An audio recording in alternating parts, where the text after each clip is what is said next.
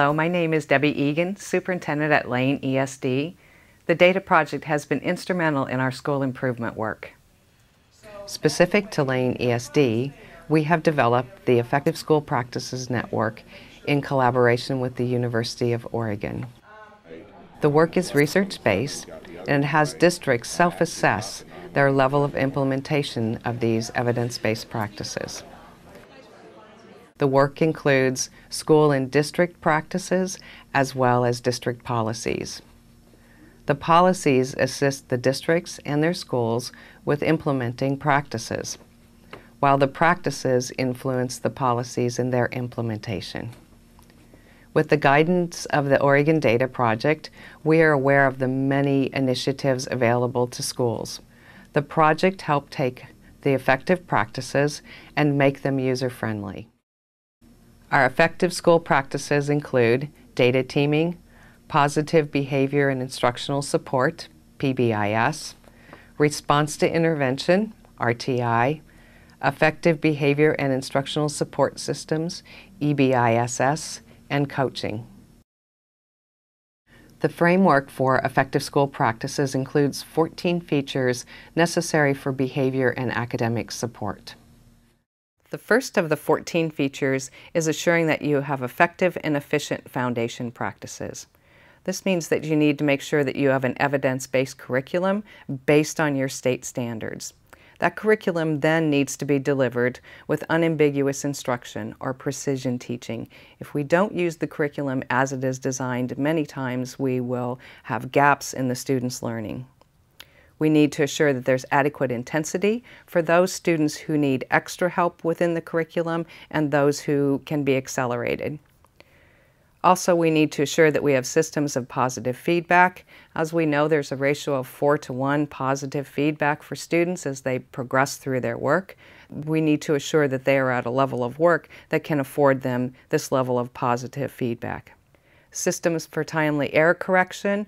We know that if a child makes an error and practices that error, it takes them twice as long to unlearn that error than to be corrected when they first make that error.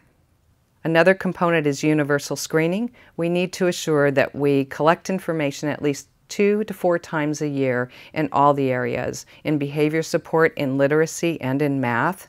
We need to also assure that we actually use this information for decision making. These decisions are made on a school level, really evaluating the data that you collect 2 to 4 times a year. There needs to be an evidence-based continuum of support.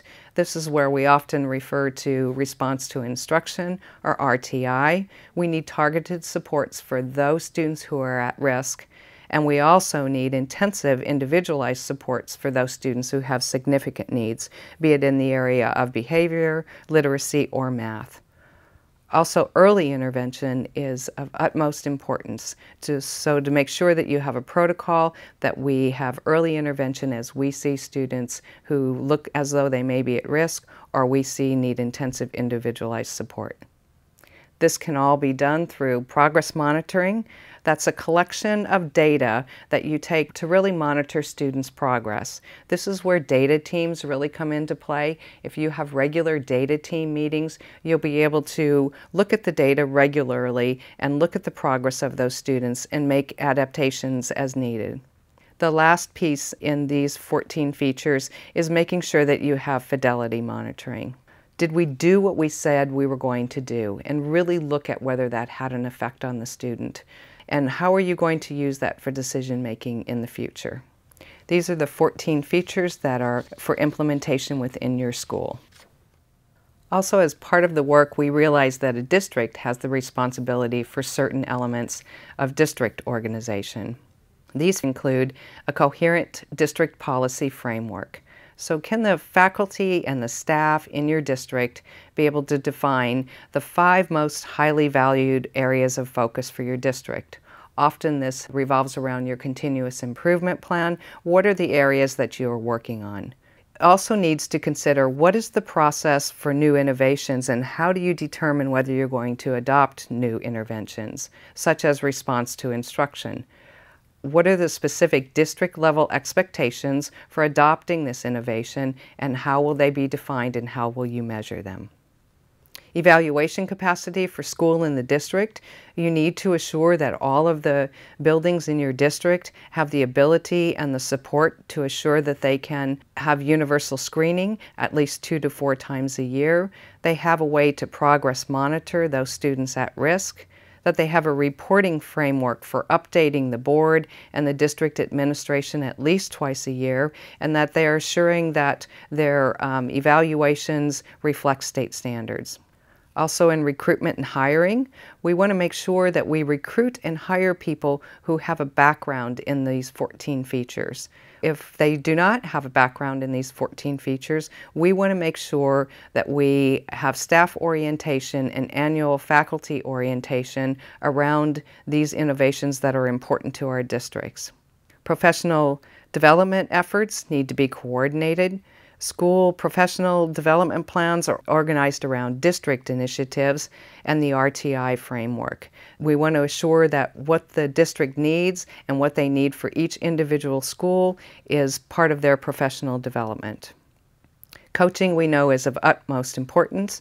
Professional development combined with coaching support is necessary for all of these features to be implemented well. The annual faculty and staff evaluations. This is a part where you start tying the evaluation to the expectations you have with your innovations and your practices. Last but not least is assuring that district personnel allocates enough funding for training and invest in the establishment of specialists in the area of behavior support, literacy, and math. Our Effective School Practices framework has allowed many districts to work individually and with colleagues to assure these features are in place. With these components in place, every child should be monitored and given an opportunity to have a long and successful life. Lane ESD is grateful to the Data Project for the resources they have provided us. Thank you.